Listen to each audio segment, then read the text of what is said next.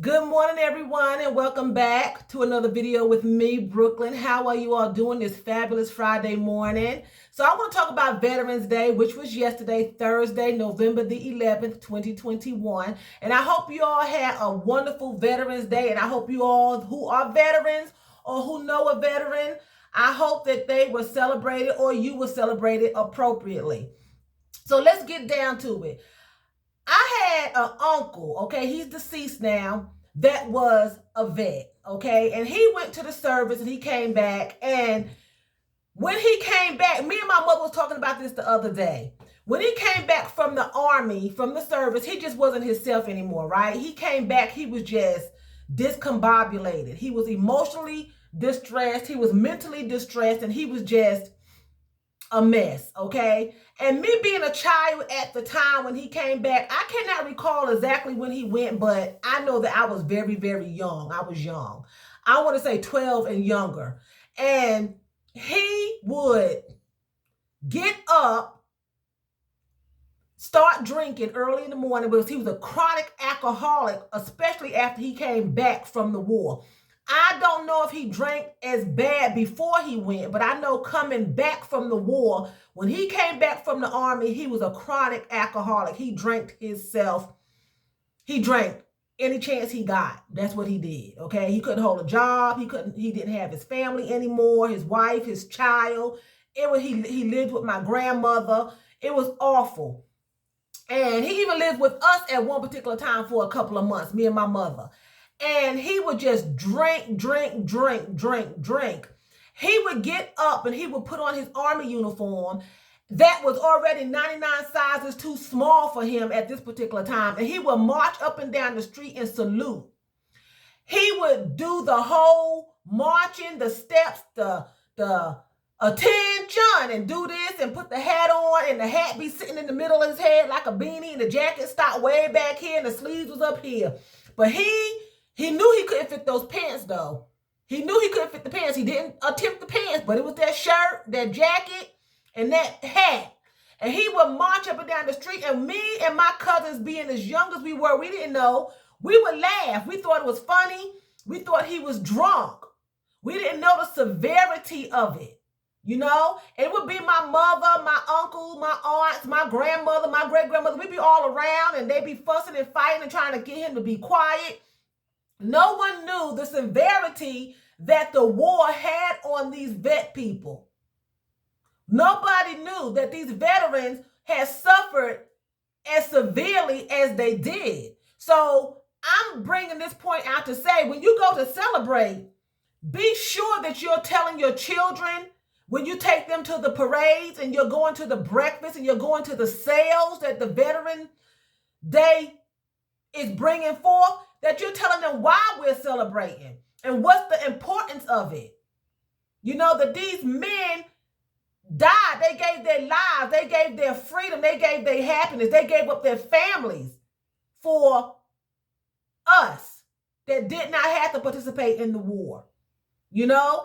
And a lot of them went to the service not even knowing why they were going. They were young. They really didn't understand the severity of it. They didn't understand. My uncle died at 35. He was out of the service. He was 35. And he died, I'm going to say, by suicide. Because my great-grandmother called my mother. We were in New York. My great-grandmother called my mother and told my mother that my uncle had passed away. Now, before my uncle died, my mother, it was Christmas time. It was around Christmas time. My mother kept dreaming that we were going to a funeral and not to put up a Christmas tree because we weren't going to be at the house. And she was like, I keep dreaming not to put up a Christmas tree.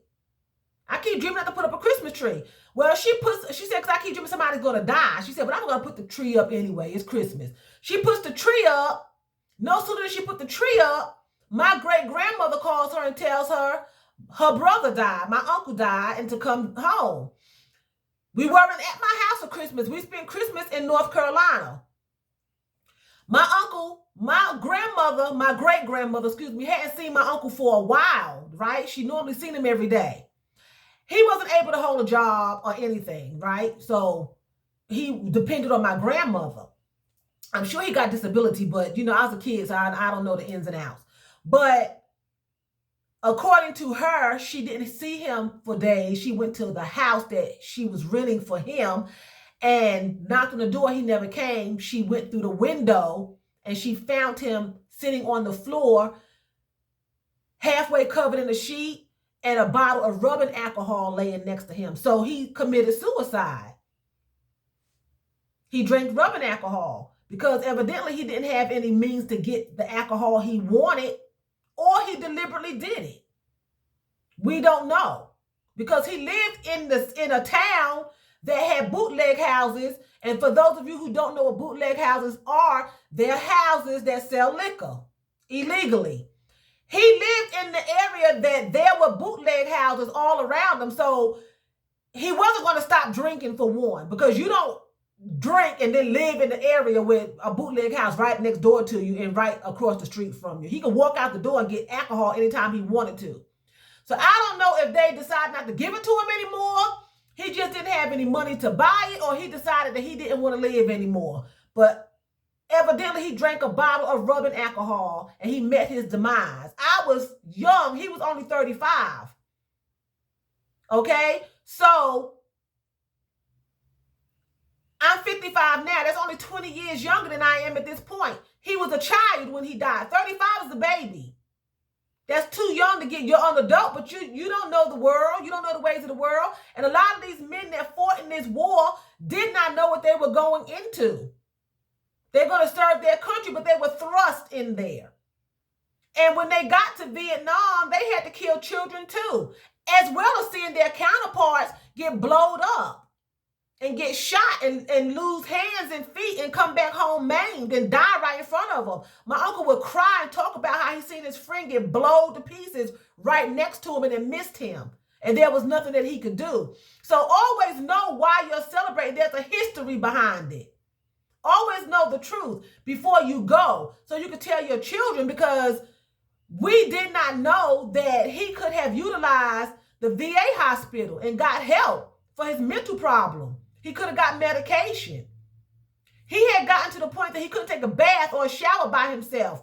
My great-grandmother had to go in the bathroom with this man in his 30s to assure him that no one was looking through the window to harm him, because he thought that they were outside. She had to go into the bathroom, but she never thought to take him to the VA hospital to get him some help. The only hospital they put him in was the mental hospital when he would have his breakdowns. And that's only a 7-day stint. He needed to go to the VA hospital. They would have him arrested when he started tearing the house up. The police would come and arrest him, put him in jail. But that's not the help he needed. He needed to go to the VA hospital. He needed to get psychiatric help. He needed some medication. He needed the Lord. You know, my great-grandmother thought, well, he just need a girlfriend. He's depressed because he don't have a job. He's depressed because he don't have a car. But his mental capacity would not allow him to have those things, because he needed help. You know? And it's sad that these veterans are killing themselves. You know, you see them on the side of the street holding signs up. They came back, they couldn't get a job. You know, they came back to America. America was mad at them. They wouldn't talk to them, you know. That nobody knew the ins and outs of what these people seen, what they endured. I'm sure women were in the war too, and even if they were nurses, they were there. And they had to take care of these bodies, you know. A lot of times we think, well, it's just men, but women went through it too. You know, then you got the families who suffering it when their spouses come back with these mental disabilities and these physical disabilities, and they have to handle it. They have to have help too. They need to go see a psychiatrist. They need to utilize the Veterans Hospital. You know, I almost said veterinarian hospital. The Veterans Hospital. They need to utilize that thing too. It's for everyone. You know, our family could have benefited from it because we suffered because he suffered. We're not knowing. We're laughing and the kids joking and picking. We're not knowing that we're thinking he's just drinking and he's just showing out, but he really was having a mental breakdown. To the point that he couldn't take it. He met his demise at his own hands. You know? And they were training children in Vietnam to shoot Americans on sight. I saw that on television, on the History Channel, that they had, you couldn't walk up to a child because they had a gun. And they would put them out there as bait. And so you think you're going to rescue one of the little children and they shoot you, or they got somebody hiding in the bushes while you got your back turned to the child, with talking to the child, you got blown away. So they were shooting children. You know, so that's horrific for the mind to handle. The mind is a strong organ, but it can't take but so much. You know, and your spirit never dies, like it never like literally dies, but it can just be lifeless. Because your flesh done took over and your flesh done went into a depression that it affects your spirit, and your spirit is now just dormant. And it needs, only thing that can revive that is God. And a lot of these Vietnam veterans did not have the help that they needed. You know, a lot of them didn't. And the ones that are surviving, that's out there that you see, they're suffering some kind of affliction, I'm sure. You know, so know why you're going to the breakfasts. Know why you're going to the parades. Know why you're going to the 40% sales. I don't know why how a sale is honoring a vet unless the proceeds are going to help them. Maybe the proceeds from Macy's and JCPenney's and Walmart, maybe some of the proceeds are going to help the wounded veterans, you know, maybe. But I'm saying, always know, tell your children, there's always more to it than just going out, I'm going to a sale, I'm going to get me a pair of shoes. That was a good time to do some Christmas shopping. But know why. And know where the proceeds are going. There's nothing wrong with asking, when I get this sale, is this money going to go to help the veterans? Or is it just a sale for the store to get rich again? I'm going to Denny's to have breakfast, but do these proceeds go to help the veterans? Or are you just giving me a sale because you just want more customers in here? It's always good to ask, you know, because a lot of veterans are not being honored honestly, and they're not being honored fairly, you know. And when I say that, I'm saying if you don't know the reason behind it, if you know the reason behind it, then you're honoring them truly. But if you're just going because it's something to do with a tradition, then they're not getting their full due, is what I'm saying, you know. And one time a year, a breakfast at Denny's, free breakfast at Denny's or whatever, is not enough, because they're suffering, they need help. And if you know anyone that's out there in your family that is a veteran, or anybody that's watching my channel that may be a veteran, get help, utilize it. They didn't utilize it. My uncle utilized none of that help that he had. He utilized none of it. He could have still been living today. He utilized none of it.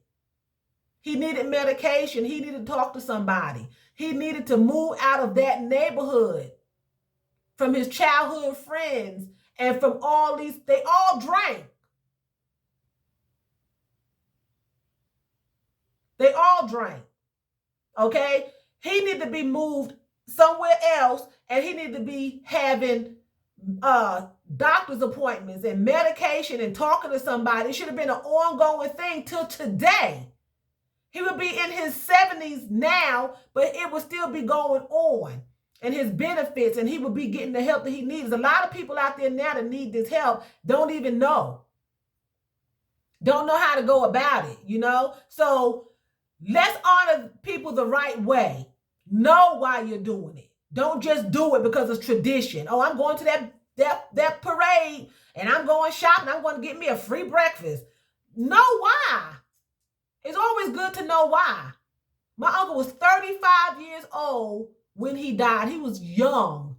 He left a whole child behind, a whole son. He lost his wife. A lot of them come home. You know, their wives and stuff were still at home. Then their wives don't understand. Their wives left, took the children. A lot of them came home and nobody was home to greet them. You know, these were heroes. Nobody was home. They come home to people throwing things at them, spitting, doors slammed in their faces. Now they're sitting on the side of the road. They shouldn't be sitting on the side of the road holding signs. I see people holding signs all the time. Veteran, please help. And I always try to give money to someone when I see when they're homeless. If I have any cash on me, I always give something. It may not be a lot, but I give what I can. I always try to give something. Some of them need it and some of them are running the game. But it's not my place to say who's running the game. I just give as I feel like I should give, you know. But anyway, I'm going to end it here and just get some education on it, you know, and know why you're celebrating certain things. Don't just start jumping in celebrating until you really know why and what you can, you know, do. You know, that's a good organization to give to, you know, a good charity. So anyway, with that being said, I'm going to say vielen Dank. That's thank you very much in German. So vielen Dank for watching me. And choose, that's what? That's bye in German.